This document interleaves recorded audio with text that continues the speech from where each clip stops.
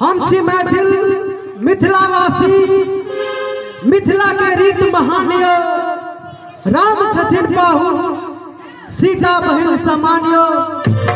तही माय का बैसल सब श्रोता के राम स्नेही यादव के तरफ से प्रणाम संग सलामियो, प्रणाम संग सलामियो। यो हम सब मैथिल मिथिला के वासी, हम सब मैथिल मिथिला के वासी, भेल दुनिया में सोरियो अपन मिथिला सब क्यों मैथिल, जनकपुर बहुत बेजोरियो अपन मिथिला सब क्यों मैथिल, जनकपुर बहुत बेजोरियो।